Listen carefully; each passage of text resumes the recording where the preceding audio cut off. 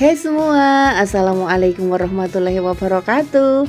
Kali ini saya akan membuat risoles bolognese yang merupakan salah satu varian rasa dari isian risoles.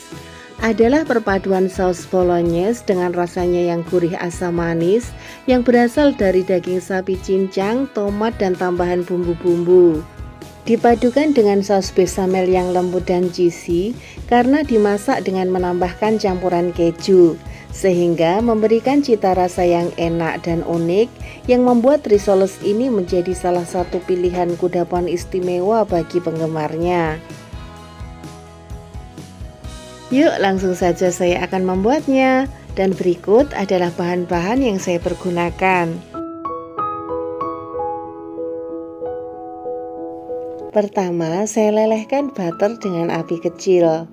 Di sini saya menggunakan unsalted butter. Kemudian masukkan terigu, aduk hingga terigu terserap dengan butter.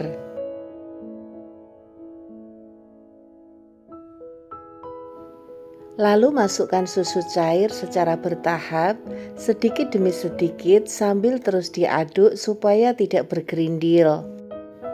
Ini adalah proses pembuatan saus bechamel atau saus putih.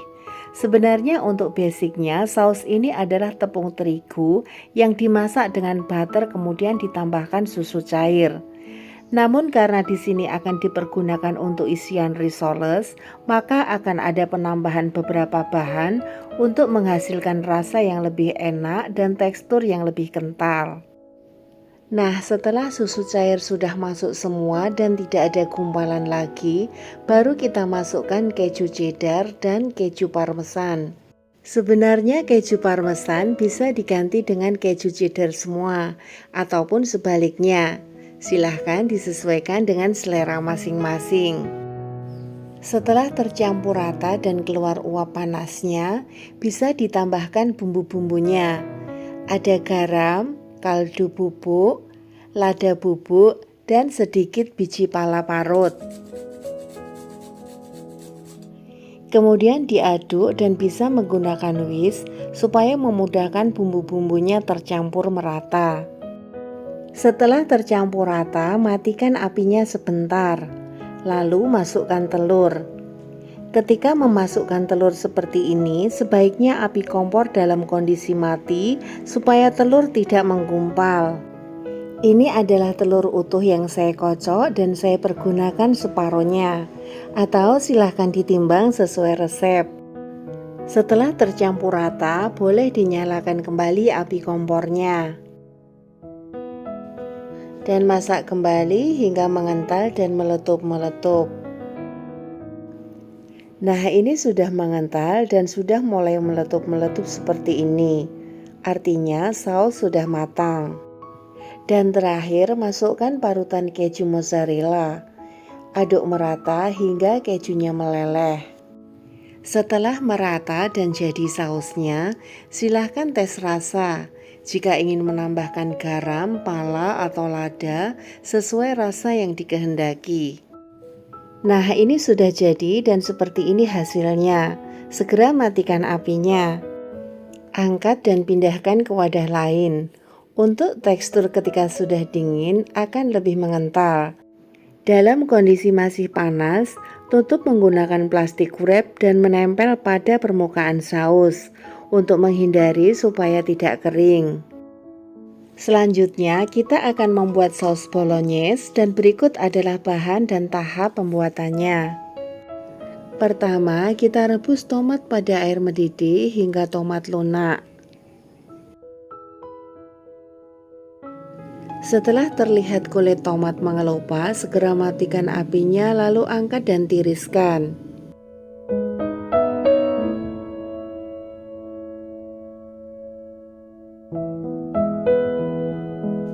Setelah dingin, kupas kulit tomat, kemudian haluskan menggunakan chopper atau bisa juga menggunakan blender. Jika suka dengan tekstur yang lebih kasar, boleh hanya dicincang manual saja. Namun di sini saya membuat tekstur yang lebih halus seperti ini. Berikutnya ada bawang putih yang saya geprek, kemudian saya cincang kasar.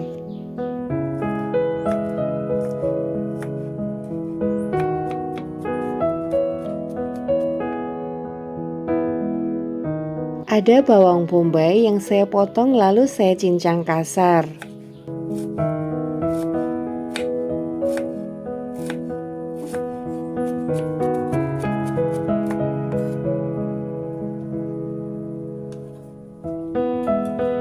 Ini adalah daging sapi yang saya potong-potong kemudian akan saya proses menggunakan chopper. Jika daging yang dipergunakan adalah daging beku, tidak perlu ditowing terlebih dahulu, karena daging akan lembek dan akan mengeluarkan banyak air yang membuat sari dagingnya berkurang. Jadi sebaiknya dalam kondisi daging beku langsung digiling menggunakan chopper. Setelah semua bahan siap, kita akan memulai memasak. Pertama, saya panaskan minyak goreng, lalu saya masukkan bawang putih, kemudian tumis hingga harum. Masukkan juga bawang bombay dan masak hingga kedua bawang layu dan harum. Lalu masukkan daging cincang dan masak hingga daging berubah warna. Jika daging sudah digiling namun belum akan dipergunakan, sebaiknya ditutup rapat dan jangan dibiarkan terbuka, supaya tidak teroksidasi dengan udara luar sehingga menjadi tidak segar lagi. Nah, ini daging sudah berubah warna dan sudah empuk. Selanjutnya masukkan tomat yang sudah dihaluskan tadi. Masukkan juga saus tomat dan masak hingga tercampur rata. Karena di sini kita menambahkan tomat segar yang direbus, artinya banyak kandungan airnya, sehingga harus dimasak hingga air menyusut supaya tidak terlalu encer. Dan setelah meletup-meletup seperti ini, baru kita tambahkan bumbu-bumbunya. Ada oregano, garam, lada bubuk, kaldu bubuk, gula pasir, dan pala yang saya parut. Masak kembali hingga bumbu meresap dan tidak terlalu encer. Nah, ini sudah matang dengan tekstur lebih kental, lebih dominan dagingnya dibanding dengan sausnya. Segera matikan apinya. Ini setelah dipindahkan di wadah lain. Dan tunggu hingga dingin untuk nanti dipadukan dengan saus bechamel sebagai isian risoles. Proses selanjutnya adalah mengisi risoles. Untuk kulit risoles, resep dan cara membuatnya ada pada video sebelumnya. Nah, ini pertama kita letakkan saus bechamelnya terlebih dahulu, lalu kita tambahkan beef bolognese di atasnya. Kemudian kita tutup dengan melipat kulitnya dari samping kanan dan kirinya, atau bisa dari bawah terlebih dahulu, silahkan disesuaikan dengan kenyamanan masing-masing. Kemudian kita gulung pelan-pelan, dan tidak perlu terlalu kencang, namun cukup rapat, supaya ketika digoreng nanti tidak mudah pecah. Setelah semua selesai diisi, selanjutnya adalah proses coating dengan cairan tepung dan tepung panir. Caranya, celupkan risoles ke dalam cairan tepung menggunakan tangan kiri, kemudian masukkan ke dalam tepung panir yang sudah saya blender sebelumnya. Menggunakan tangan kanan, baluri hingga merata. Dengan cara ini, tangan kiri yang basah tidak terkena tepung panir.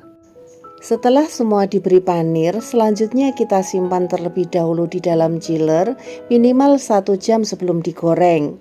Tujuannya supaya panir lebih menempel sehingga ketika digoreng tidak banyak yang rontok. Selanjutnya kita goreng dengan menggunakan minyak panas dan sebaiknya risolnya terendam semua dengan minyak. Juga jangan memasukkan terlalu banyak risoles, secukupnya saja. Sebaiknya jangan terlalu lama menggoreng risoles, cukup 1 kali balik saja.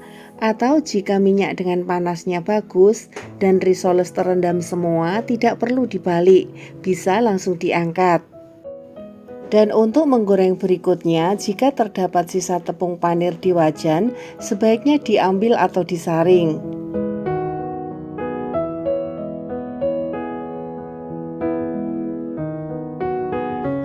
Nah, ini dia risoles dengan isian cheese beef bolognese siap untuk disajikan. Untuk risoles yang sudah siap goreng, bisa disimpan di dalam chiller dan bertahan 1-2 hari.